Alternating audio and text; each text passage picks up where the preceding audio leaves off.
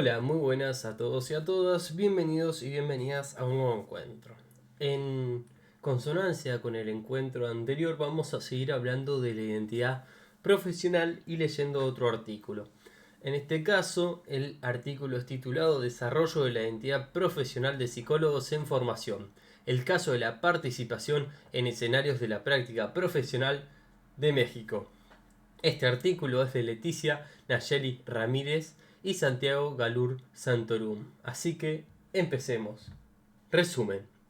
El presente trabajo se interesa por documentar el desarrollo de la identidad profesional de estudiantes de psicología a través de su participación en escenarios de práctica profesional. Desde el enfoque por competencias se han planteado diversos modelos para caracterizar y explicar las competencias profesionales del psicólogo, quedando una brecha de investigación sobre el proceso por el que atraviesa el estudiante en formación para el desarrollo de las competencias profesionales. Se parte de una conceptualización de la competencia como integral y situacional desde una perspectiva sociocultural. El enfoque metodológico se adscribe al paradigma cualitativo con diseño etnográfico. Se realizaron observaciones participantes y entrevistas a profundidad durante 10 meses en los que se documentó la participación de estudiantes de psicología del último año de la carrera en escenarios de práctica profesional. A través del análisis del contenido se identificaron 4 ejes de análisis sobre los cambios percibidos en las identidades profesionales de los psicólogos en formación, de la mediación a la autorregulación, de la integración del saber qué y el saber cómo, sensibilización en el trabajo con los usuarios y conducción de identidades como terapeutas. La participación activa y comprometida en el escenario de práctica profesional favorece el desarrollo de competencias profesionales y la conducción activa sobre las identidades. Introducción. En el diccionario de la Real Academia Española se define profesional en su segunda acepción como un adjetivo que hace referencia a una persona que ejerce una profesión, y a la vez profesión en su segundo significado reconocido se explica como empleo, facultad u oficio que alguien ejerce y el por qué percibe una retribución. Así, según datos de la Encuesta Nacional de Ocupación y Empleo realizada por el Instituto Nacional de Estadística y Geografía, en el cuarto trimestre de 2016, el número de profesionales ocupados en México es de 7,9 millones de personas y su ingreso promedio anual es de 11.213 pesos. De este grupo, tan solo el 5% se encuentra en un rango de edad comprendido entre 20 y 24 años, concentrándose mayoritariamente en áreas económicas, administrativas, artes, ingenierías y ciencias de la salud. Y si nos centramos en los datos que afectan a la psicología, ubicada una vez en el área de las ciencias de la salud, el número de profesionales ocupados para 2016 es de 223.452. Por todo lo anterior, se puede decir que en México existen más de 220.000 personas que ejercen como psicólogos o al menos poseen las competencias esenciales para desarrollar dicha profesión. Pero, ¿cómo se construye la identidad profesional en un país como México y centrándonos en el caso de los psicólogos en formación? Partiendo de esta pregunta básica, sabemos a través de investigaciones que el ser profesional no es algo estático ni homogéneo. Por el contrario, la construcción de la identidad profesional depende del contexto sociocultural en el que se sitúa el profesional, hasta el punto de que algunos autores recomiendan llevar a cabo un estudio sistemático particular orientado a identificar las competencias profesionales que constituyen la profesión correspondiente a los respectivos estudios universitarios. Deben ser dichas competencias profesionales las que definan necesidades formativas, es decir, las que inspiren los contenidos de las materias y asignaturas y no al revés. La necesidad de hacer una revisión sistemática de las competencias profesionales destaca en el campo de la psicología debido a la variedad de dimensiones que condicionan el ser profesional: el currículum, la relación teórico-práctica, la pluralidad de abordajes teóricos, el grado y el tipo de especialización, el contexto social en el que se ejerce la profesión, las regulaciones legales y éticas, la existencia de colegios profesionales, entre otras. Así, desde la disciplina psicológica se han propuesto diversos modelos para conceptualizar y explicar el desarrollo de las competencias profesionales del psicólogo. Uno de estos modelos y de los más vigentes es el modelo del cubo, en el que se propone las competencias fundamentales que refieren al conocimiento, habilidades, actitudes y valores que sirven como la base para las funciones que son esperadas en la actuación experta del psicólogo. Por ejemplo, el entendimiento de la ética, conciencia y entendimiento de la diversidad individual y cultural, conocimiento de fundamentos científicos de la psicología, etc. Las competencias funcionales que enfatizan las funciones principales que son esperadas en la actuación experta del psicólogo, como son la asesoría, la intervención, la consultoría y la investigación, y dichos componentes se desarrollan conforme se va avanzando en la formación profesional del psicólogo. Con base a dichos modelos se vislumbra que la actuación competente del psicólogo está conceptualizada como una integración de distintos componentes. Las características personales que el profesional debe poseer, las tareas y demandas sociales a las que debe dar respuesta con integración de cada componente. Una discusión conceptual que se ha realizado desde este enfoque es concebir la noción de competencia como integral y situacional. A dicha discusión han contribuido los trabajos francófonos, desde los cuales se enfatiza que la competencia no puede ser entendida como una entidad cognitiva descontextualizada, es decir, la persona moviliza distintas clases de recursos, sean sociales o materiales, para enfrentar las situaciones que se le presentan. Así, una competencia va a estar orientada por la finalidad que la determina y la situación en la que se contextualiza. La identidad profesional, entonces, es vista como un despliegue de muchas imágenes y sentidos que los estudiantes tienen de sí mismos en una comunidad profesional. Interesados en indagar las múltiples imágenes, Self, Ronfeld y Grossman analizan cómo estudiantes de psicología clínica negocian la imagen que tienen de ellos mismos como profesionales con la imagen que se refleja en su programa de formación. Se reporta que los estudiantes encuentran múltiples posibilidades de yoes en su preparación profesional, de los cuales ellos los viven como contradictorios.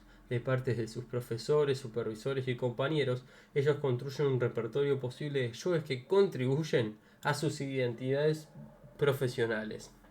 Las prácticas profesionales les proveen algunas oportunidades de acercarse a experimentar esos posibles yoes. Un ejemplo son los juegos de roles en los que los psicólogos tienen la oportunidad de recibir retroalimentación.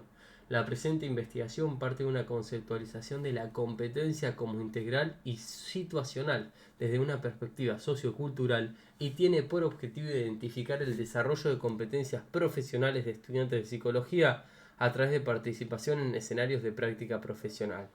Los objetivos específicos generaron en torno a lo siguiente: analizar los cambios percibidos en competencias profesionales durante la participación y en la práctica profesional e indagar los cambios percibidos en las identidades profesionales como psicólogos. Desarrollo. El enfoque por competencias ha aportado líneas de discusión importantes para entender las características que los expertos de la disciplina psicológica despliegan al momento de realizar una actuación considerada como competente. Sin embargo, existe una importante brecha de investigación sobre los procesos implicados en la evolución y desarrollo de competencias profesionales, quedando pendiente el cuestionamiento de cómo un estudiante en formación se convierte en un profesional competente. A partir de los análisis del contenido, se obtuvieron 4 ejes de análisis en los que se describen los cambios que los aprendices identificaron en sus propias actuaciones y las de sus compañeros a través de la trayectoria de participación en los escenarios de formación profesional. De la mediación a la autorregulación. Un primer viraje que identificaron los aprendices como progreso en sus actuaciones profesionales fue pasar de depender del uso de recursos mediacionales como notas, guiones de entrevistas, comentarios de sus compañeros en las sesiones de trabajo, a poder desplegar actuaciones autorreguladas como entablar una entrevista con mayor fluidez con los usuarios con establecimiento de empatía. Sobre esto, Juan reflexiona en las transformaciones que vivió en acercamientos con los padres de familia en sesiones de trabajo. Creo que paulatinamente fue mejorando mi trato con los padres. Yo defino como una transformación porque hubo una evaluación en el trato con los padres, porque de incluso estar dependiendo de Laura, una compañera de trabajo, o de mis notas sobre lo que tengo que decir al papá, pues ya paso a hablar justamente de los puntos sin requerir o de Laura o de los apuntes. Ya está ahí en mi mente y lo mezclo con otro tipo de situaciones como bromas, empatía, etc. Las emociones vinculadas a este giro también forma parte de los progresos que los aprendices identificaron de sí mismos. Pasar de sentirse desilusionados o frustrados en las sesiones a desplegar una mayor confianza ligada a la regulación que iba logrando ejercer sobre sí mismos. En su narración, Grecia identifica la confianza como una emoción vinculada a no pensar tanto qué es lo que tendría que decirle al usuario en las sesiones. Y dice, pues de hecho ya me siento con más confianza. Ya no es que esté pensando tanto qué hacer, de hecho, en el momento se me ocurre un buen de cosas. Pero igual sí trato de fragmentarlas para no ponerles de todo y a la mera hora no ponerlo todo al niño. Pero si ya no estoy así de ya me echaron las ideas, ahora le digo. Cabe mencionar que las formas de autorregulación fueron diferenciales para cada aprendiz. Para algunos supuso lograrlo en el terreno de dominio de habilidades de entrevistar, para otros se fue dando en las improvisaciones de ejercicios, secuencias de trabajo con los adolescentes y para otros más se dio en el terreno de identificar información de la problemática que los adolescentes narraban. Integración del saber qué y el saber cómo. La evolución número 2. La integración entre el conocimiento profesional y el conocimiento local en el que participaban los aprendices constituyó uno de los elementos necesarios para lograr un puente entre el saber qué y el saber cómo. A medida que fueron participando en el contexto de prácticas, los aprendices reconocieron que el conocimiento es contextual. La pericia es dependiente del contexto. Los expertos deben extender su conocimiento para construir vínculos y tratar de integrar eso que conocen, por ejemplo el conocimiento profesional con las demandas del usuario, las reglas institucionales, etc. Progresivamente fueron prestando mayor atención a lo que los usuarios necesitaban, para finalmente poder tener un puente entre el saber teórico y las experiencias en la práctica que los llevó a una integración de ambos saberes. Juan identifica este progreso en él, cuando logra integrar la comprensión de aquello que le está diciendo el usuario con la planeación de trabajo previa que él trae y así completar sus actuaciones en la práctica. Y Juan nos dice, a lo que me refiero con la teoría es, no basta con saberlo superficialmente, la teoría me parece que es solo un saber superficial, lo vivido es complemento de lo teórico, lo empírico. Hay veces que me salen cosas de la mente, así ejemplos que no los traigo, no los tengo, que no los tengo ya planeados en la estructura de trabajo, pero si aprendo o si comprendo lo que me está diciendo el paciente y regreso al punto de vista psicológico, del psicólogo. Viene la teoría, pero ahora acompañada con la experiencia del paciente. Eso es lo que lo hace completo. Al complementar ambos conocimientos, el teórico y el práctico, el de las aulas, con el conocimiento local o el conocimiento práctico, es un punto en que los aprendices arribaron después de realizar secuencias de observación y reflexión en las sesiones de trabajo. Dicha integración también se posibilitó en gran medida por experiencias que se iban recopilando en la práctica y las improvisaciones que desplegaban con base a dicha experiencia. Así Antonio habla de cómo prestó atención a las reacciones de los usuarios para construir un conocimiento local sobre ellos y a partir de ahí ajustar actuaciones y técnicas. Antonio dice lo siguiente, porque como te había dicho con mis analogías de lucha grecorromana que practica como deporte, risas, pues no solo a todos les puedes hacer lo mismo, no todos tenemos la misma reacción y no todos les puedes llegar de la misma forma, ¿no? Tal vez sí funciona con uno, pero tenés que ver si funciona con el otro. Primero tenés que estarte moviendo y viendo a dónde entrar y si esa técnica funciona, pues la aplicas. Entonces, la integración de ambos saberes fue diferencial en cada aprendiz. No todos eran capaces de desplegar actuaciones más coordinadas hacia lo que el usuario demandaba, sin embargo sí reconocían a través de participar continuamente en la práctica y otros contextos en los que empezaban a desplegar actuaciones como profesionales la importancia de atender circunstancias y particularidades del caso. Sensibilización en el trabajo con usuarios. La tercera evolución que los aprendices identificaron en su forma de participar con usuarios en la práctica profesional fue pasar de darle poca importancia a sus condiciones de vida como adolescentes a validarlas y empatizar con ellos. Como parte de la pericia que fueron construyendo en su práctica, los aprendices se iban sensibilizando cada vez más a las perspectivas de los adolescentes y en general las personas con las que trabajaron en la práctica profesional. Raquel reconoce que las experiencias que tuvieron un alto impacto en su proceso de sensibilización al trabajo con los usuarios en la escuela secundaria. Y nos dice lo siguiente. Creo que me llevo más de lo que pudiera esperar. Yo en un principio cuando vi a la doctora dije, creo que va a ser igual. Vienes con un aprendizaje lineal y así tiene que ser. Y yo dije al menos, ok, va a ser en terapia, algo que nunca he hecho y va a ser mi primera vez, y si tiene que ser ahorita, pues va a ser ahorita. Con el paso del tiempo veo como esa sensibilidad de la doctora, ese apoyo de ella. Oye, ya preguntaste esto, ¿por qué no revisas este tema? ¿Qué sé yo? Fue muy gratificante y de cierta manera no tan presionante. Aprendes muchísimo. Bueno, yo aprendí que los chavos no lo queremos ver, o que no vean algo como de cómo pueden tener problemas, como yo los veía, ¿no? Raquel. Al reconocer las vivencias de los adolescentes, los aprendices lograron identificar las formas en que estos participan en otros contextos de prácticas, como son sus hogares, amigos, lugares de convivencia, etc. Y lo que era importante para ellos estos sitios. Merense habla de su experiencia antes y después de entrar en la práctica profesional de la escuela secundaria. Y nos dice lo siguiente. Lo sigo diciendo y lo voy a decir siempre. Antes de entrar aquí yo decía, son problemas de chavos, ya van a crecer y los van a superar. Y algo que creo que me lleva justamente eso, no hacer menos cualquier problema, ya sea desde un niño de 3, 4 años hasta un adulto ya casi viejito de 80 años. Y en el caso de la secundaria, algo que me gustó y que me di cuenta es que una parte importante, ellos, aquí empieza como empiezan a adquirir sus propias características de la personalidad, y obviamente hay cosas que, aunque no te des cuenta, que los papás hacen o personas alrededor de estos chavos hacen, les afecta y nunca nos ponemos a pensar cómo los están afectando.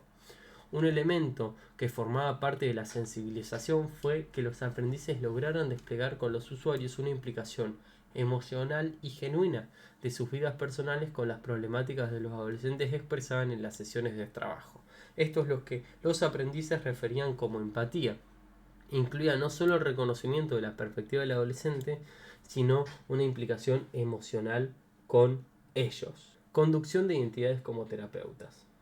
La implicación a la que los aprendices arribaron con identidades está regulada en gran parte por una identidad imaginada como terapeutas profesionales, que tiene resonancia con lo que Bender denomina identidad como trayectoria a través de la cual se sintetiza pasado, presente y futuro.